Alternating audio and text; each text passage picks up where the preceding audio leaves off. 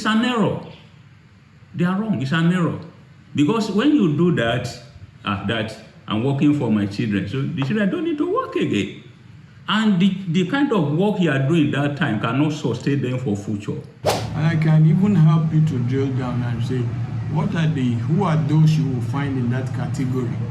Saying that, what I've worked for is for me, you go and do your own, what is it called? You find those who are people we call high net worth individuals, HNI. What I think is happening is just that, some fathers, it's like maybe their children at a certain stage in their lives, they were not actually present in the lives of their children. It's like a scenario of a man who has a dog. If you are the one who is keeping a dog, for instance, I have an Alsatian dog. Once in a while, you take your Alsatian dog to walk around. If you notice you are being the one that has a dog, when that dog has an opportunity to step out, you can see how excited that dog will be, because he has never had an opportunity to go out. Are you getting me? So, such a dog, if you don't hold the leash very well, it might get lost. But for as long as you have the leash, you have every right to control that dog.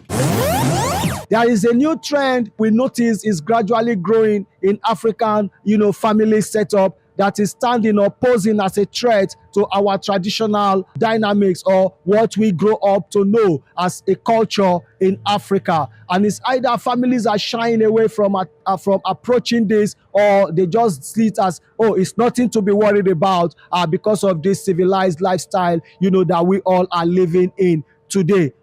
When we were growing up, we used to hear our parents say, whatever I'm doing is for my children. This work I'm working is for my children. This house I'm building is because of my children. This business I'm putting together is so that I can have something to leave for my children after I am no more. But nowadays, parents, you hear them saying, whatever I have is my own. Whatever I've built is my own. This business is my own. Some will only just extend it to say it's for me and my wife. Telling their children to go and work for themselves, to go and earn whatever they want to earn, to go and build house if they so wish, to have houses, that they should not put eye in their properties. Some parents even went further or even go further, to write in their will that at their demise, every of their properties should be sold and the proceeds be given to charity, leaving only a portion, for their wives, leaving nothing for their children, meaning no inheritance, for their children. How is this affecting our socio-cultural responsibilities towards our children here in Africa, narrowing it down, to Nigeria? How is this shaping our society, and how is this affecting us economically? How is this going to affect us socially, and how is this going to affect the competitiveness of our children in this present, global setup? And that is why we in the Portmanteau today decide to deep dive into this and seek the opinion or hear the perspective of well-meaning Nigerians to feel their pulse on this new trend. Join us in this ride. Let's get this done together. In those days, we are giving children what I call entitlement mentality. And because of that, most of the children in those days, they are not serious. They believe that their parent has worked for them. They don't need to do anything again. And that's why you see, when you look at the kind of education they have that time, so many of them don't pass beyond school set. For instance, I was led at school set how to develop myself as a person. I chose that life because I knew it can't help me. I cannot go to cocoa plantation to go and inherit my father's farm. That's my father's level. And when you look at the hazard of that, there are so many hazards. From experience, you see sibling rivalry. You see brothers killing brother because of their father's property. So, but if you eradicate that, train them to work with their hand, face their life, pursue their career, no one will depend on fathers or mothers' inheritance. So I will say that we need to encourage that. It will help the economy. It will help the society. But when you look at the society now, most people are just, you see young grown-up boys hanging around the places, doing nothing. It's an error. Because when you do that, that I'm working for my children, so the children don't need to work again. And the kind of work you are doing that time cannot sustain them for future. What you gather today now, so many things will happen, like inflation and the rest of we cancel what you have done. And when they inherited those things, it will not help them. Like building a house for your children now. After 10 years, that house will not be a house again, maybe a hut. So, and that's why we don't even need to look back again. What we have done in the back is an error. And that's why I support every parent that are doing that today. My property belongs to me and my wife. So the children, what we need to do is to support them, train them academically, give them training, support their career, support their chosen vision, to them to grow. So no one will come and kill you before you. And we have seen even where the children will gather and kill their parents to inherit property. This Baba, you have to go and die, let's carry your property. They give parents rest of mind. If I use myself as an example now, nobody tells me to do that. I just discovered that, showing your children that you have work for them will not allow them to be serious. And I've been telling them from the beginning, say, look, this is what I can do for you, your education, face it, choose your career. You don't need to choose my own profession. Choose your own vision, pursue it, I will support you. And the moment you are okay, then you don't need to look back to come and look at what your father is doing. And that's why I tell people, wealth are not transferable. If I gather some things now, hand over to children, they don't know how to do it. I'm the only one that know how to manage my business and everything. And that's why you see that most of personal business don't survive after their owner. And that is why let's encourage children to pursue their career, hustle with their hand. It pay them more than rely on their parents something which will not sustain them for future. And that's why you see the white people, transferring their property to even dog or anything they want, because they know that their children don't need it. From 18, you are out of your parents. And that's what I do too. Like if my children go, the female, when they are married, I tell you, give me my key. You don't have a room here again. No. That's what I tell them. If you like, go and sustain your marriage. You don't like, you can't come back here. Wow. That's a training. You look very hard and tough, but that is the law we can show them. Because tomorrow you may not be there again. Even what they are expecting may not be there again. I encourage you, let's be individualistic. Now that you are encouraging it, have you told your children this? They are aware. They don't even need my things. You called them and you told them, or you feel that is body language? From when they are a child, I used to tell them, I say, face short, this is what I can give to you. Okay. Don't expect anything from me apart from this. And I try my best for everyone. And today they are okay. Wow. I've one who's a businesswoman, is doing well. Those who are in career, they are doing well.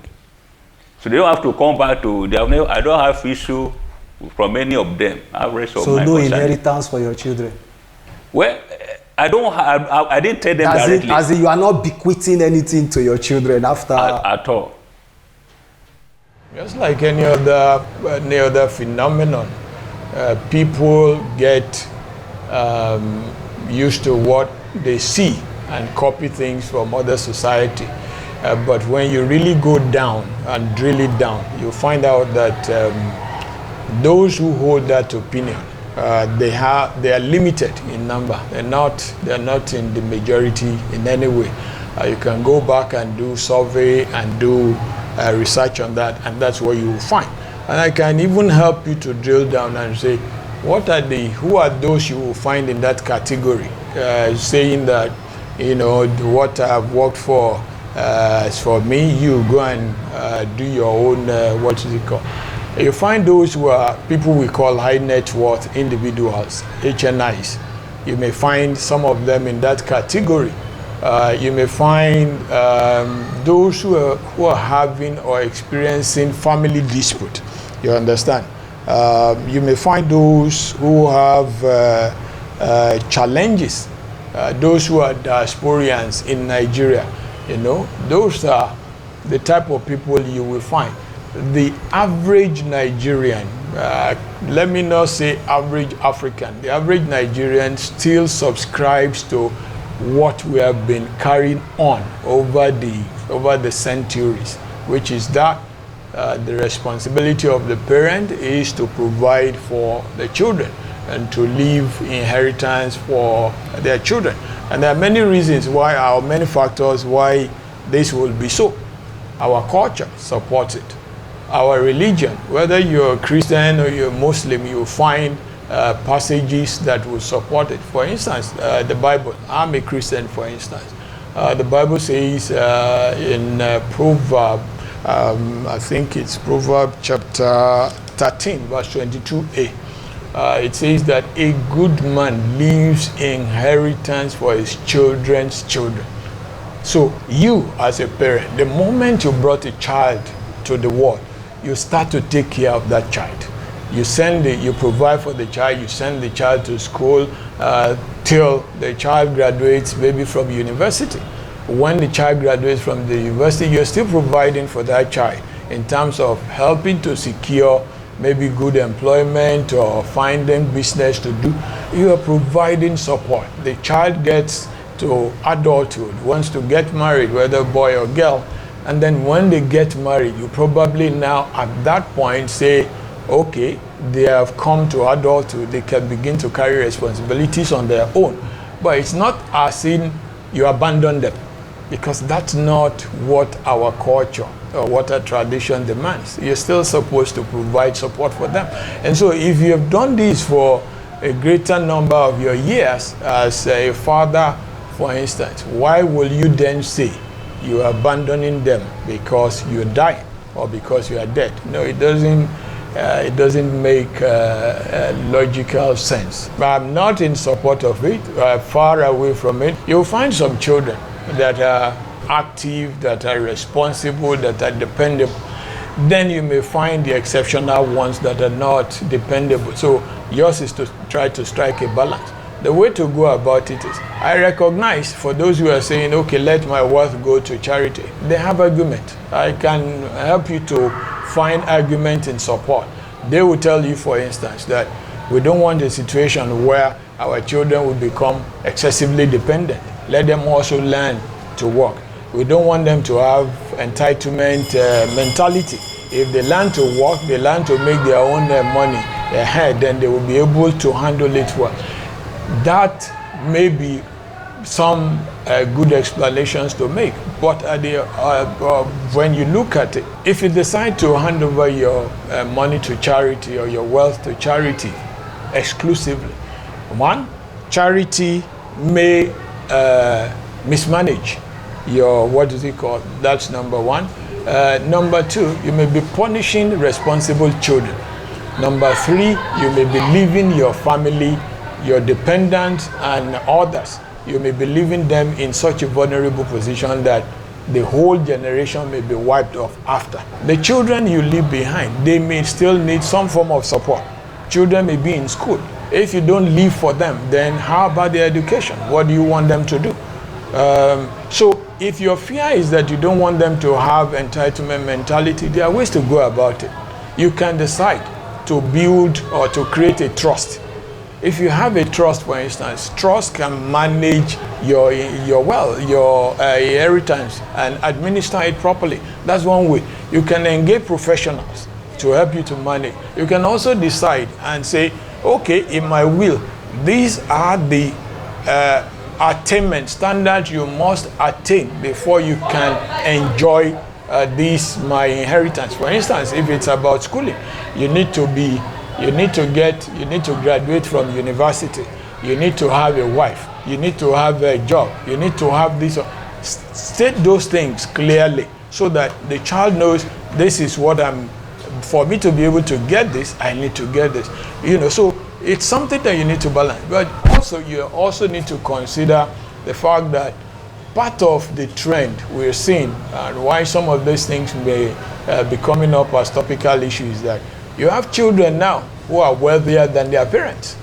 For instance, if you find a child who is wealthier than the parent, the child is thinking, okay, what do they want to even give me that I'm interested in, for instance? So if they're wealthier, they can't be looking at what you have. Do you understand? But that's one side. Number two, if your children are in the diaspora, you are in Nigeria, You have properties, you have things. They may not have the time to come and manage those things. Do you understand? So, but you may, as a parent, decide, you know what, I'll get professionals to be managing this, but still leave these things in the names of my children. Their responsibility is to continue to provide funds or what have you, support, oversee my estate, oversee whether it's family business that I've left behind, let them oversee and keep it running. You understand? They can appoint managers, they can appoint professionals who will be doing it, but don't just abandon it. Because what tends to happen is, if you don't have a way of passing on to the next generation, that family we may never hear about that family again. I will hesitate to mention a very popular family in Nigeria at some point in time, and then everything just went upside down because they couldn't manage the issue of the wealth that this father left behind. I don't want to mention names, but in my take overall is that you need to learn how to balance things. Would there be any reason that will make you tell your children that, look, go and hustle for yourself, whatever I've worked for is mine? No, there will never be any reason for me. No matter how blessed they are, you will still live. No matter how blessed, I will still live for them. I will live for spouse, I will live for children, I will live for children's children. I will let it continue to pass from generation to generation. That's my take about it. The father is the sole owner of the asset. Or is it that the asset is a jointly accrued asset, whereby the mother and the father, both of them being the owner of the asset? And in that case, it means that the father cannot say his children will not share, or he will not allow his children to share what he has or what he has acquired. Then besides that, when we talk of assets, are we talking of what the father himself inherited from his parents, which is inheritance, or we are talking of what the father himself has acquired is real estate, cars, private jets, or maybe money in his bank accounts and all that. Because much of this thing, especially the personal assets of the father, he cannot actually say that he has been the only one who, especially if he happens to be a businessman, probably at some point in time, the children must have been there helping him, in his business. So what I think is happening is just that, some fathers, they were not actually present in the lives of their children. Because your children, right from the time they were in secondary school, if you were intentional about their growth, and you were there with them right from that time till they entered the university, you gave them your best, you tried to be present, you tried to spend the quality time with them. As a matter of fact, when the time comes, when you probably when they're already in the university and you have started, they are getting to the final stage. At that stage, even you yourself, you should start having some form of relief. You should have started having some relief, because at that stage, they are getting to the final year of their universities, and even the financial resources, the financial requirement, what they will be requesting from you will not be as much as when they were in the primary school or in the early stage of their universities.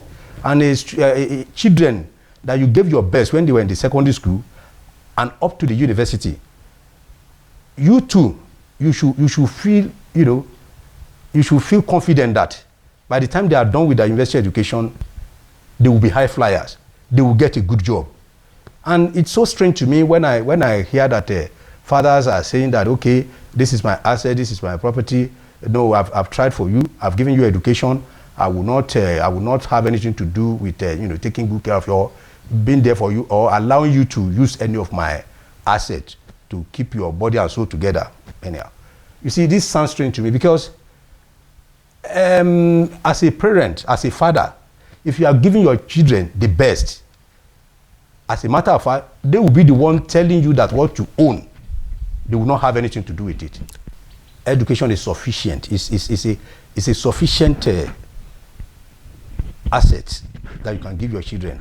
When you have a clear idea of the kind of a family you want to establish, and you give your children the best at their formative years, you ensure that when they were in secondary school, they were in the first 10 in their class. In secondary school, first 10. In the university, first 10. There is no way such a child or children will finish at university and they will not get a good job.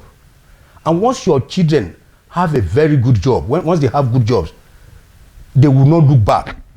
As a matter of fact, when they look back, it is with the intention to come and give back to you, not asking for you. Even your car, the best of your car will look as an old car to them, because of the kind of education you have given them, because of the kind of attention you have given them. You see, what normally happens is that some parents, because you cannot say that education is fine, and like I've rightly said now, education is just the only thing you need to give your children.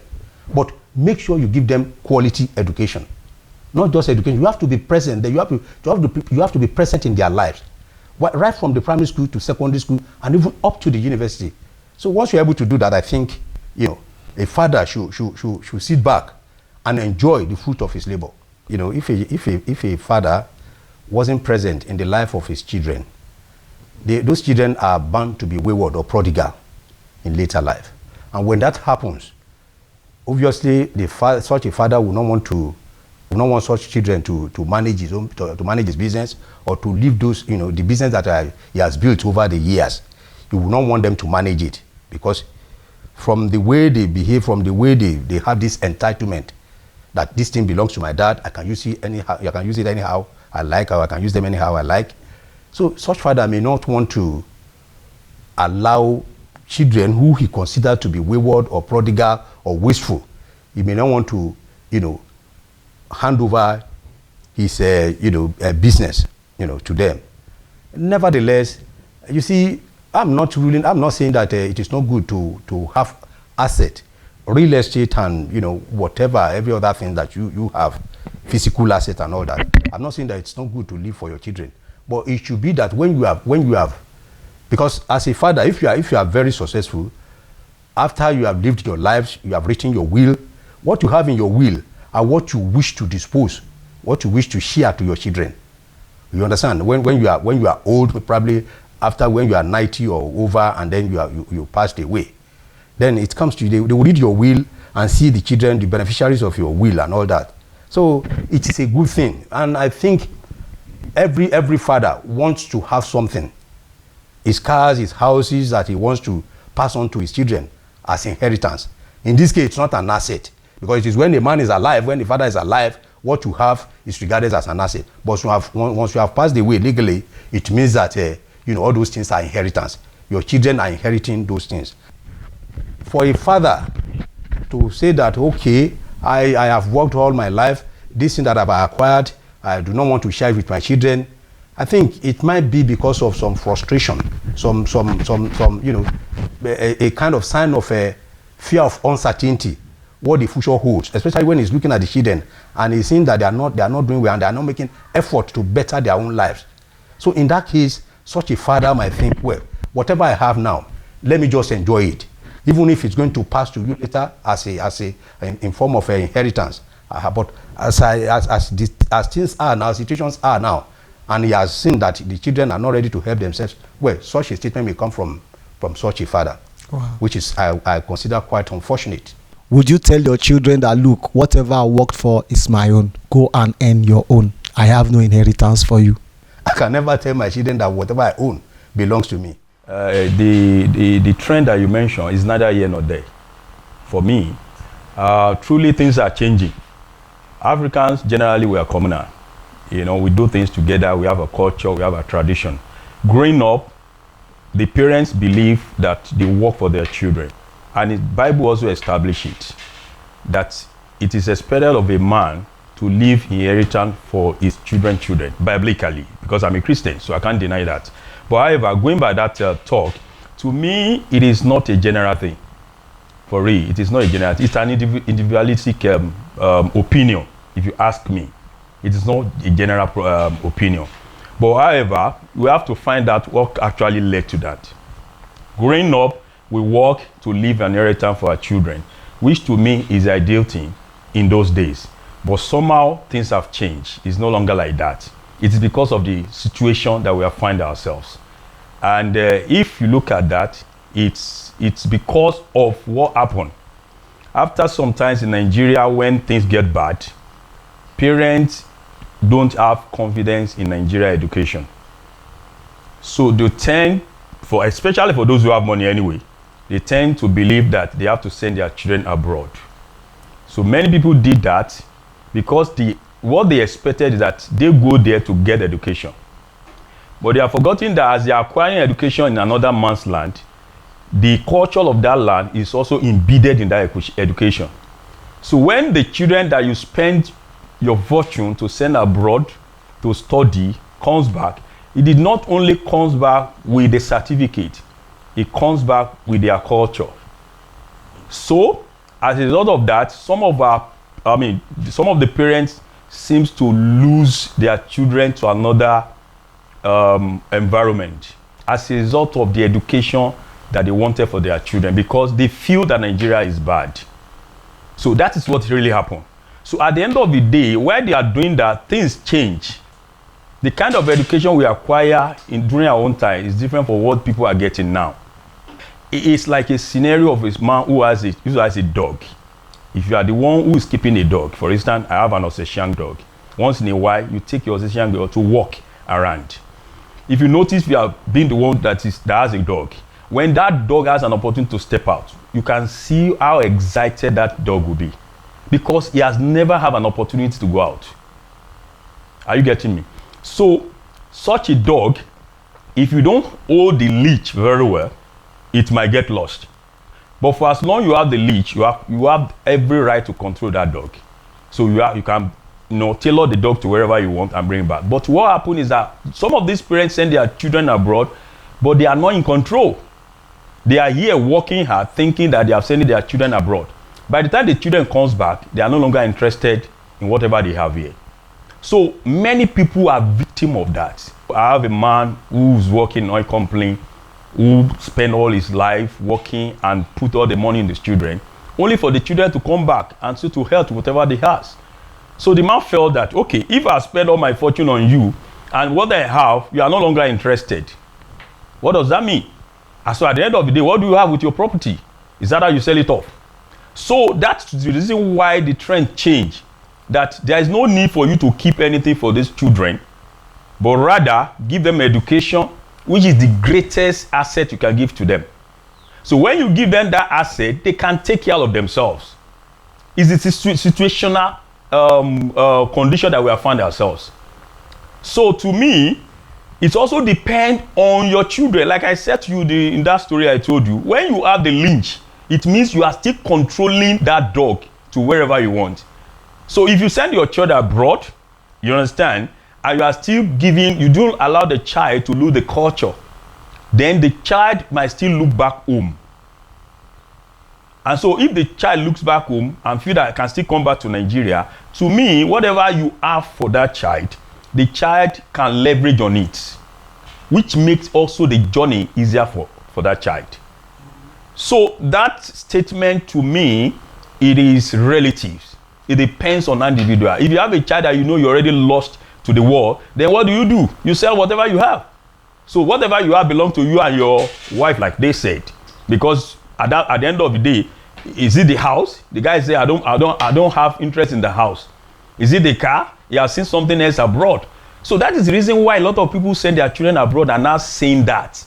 Because those children are no longer interested in whatever mansion you think you build here. I have a couple of examples that around me that I can mention to you. And so to me, that is the reason. But like I said, it is relative. If you train your child very well, that child will still believe that whatever you have here back home, it can leverage on it.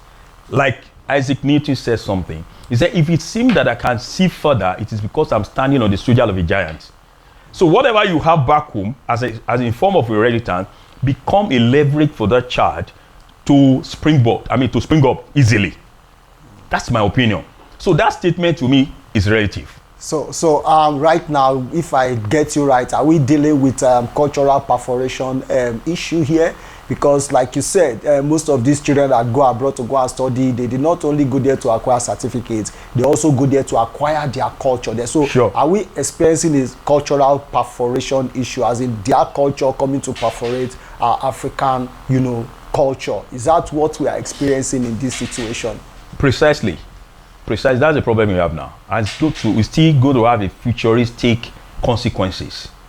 And a lot of people have not realized that. I've engaged a lot of people in diaspora, and when they talk down their country back home, something is going wrong. Like I said in Yoruba, I don't know whether I'm permitted to speak Yoruba in this place. It's a kind of proverb that some of them behave like somebody who have never seen wet outside. So by the time they see what is outside, what they have back home, it means nothing to them. When I have an opportunity to travel out of this country, before I travel, I was thinking that overseas, the country is hanging on the air. I thought they don't have the kind of land we have here. Honestly, that was my impression. Until I landed there, and I realized grass also grow there. And I realized they also grow farm there. And I realized it's just like this place. The only difference is the environment. Honestly speaking, from that moment, I lose interest in overseas. To me, there is no fulfillment per se, but like I say, it's relative. It depends on an individual. If you, like I say again, don't forget, the best inheritance you can give to your child is education. I'm not talking of millennia. In this Gen Z generation, all you need is education. If you get the right education, because we are now in a tech world. So if you are doing the traditional education, then you might not be able to survive. Today, you agree with me, everybody is talking about tech. Everybody wants to send their children to study this, to study the cyber security and stuff like that. So that makes you relevant. And don't forget, the reason why it's relevant and it's different from traditional education is that it's global. You might be here and be working and be getting dollars. So when you get enough funds, definitely buying house or building house for yourself and do whatever you like will not be difficult. So again, it also depends. What about those who do not have the opportunity? So that's why I say it's relative. If you train up your child very well, that you don't allow them to lose their culture, honestly speaking, some of them will still listen to you. They will leverage on the little you have. They will start off from there. All that is needed from them is to scale it up, to take it further to the next level. And that will give them an advantage in the society. I'm sorry for Yorubas, especially the Southwest. We are losing it out. Thanks to the Easterners, our Igbo brothers, because wherever they are, they still make sure that they give that culture to their children, whether abroad or wherever. And that is why you see abroad, a child that is born in America or in UK still speak Igbo. But guess what? For the Yorubas, we derive pleasure when we see our children blowing grammar. And so we are losing out. I work with Indians.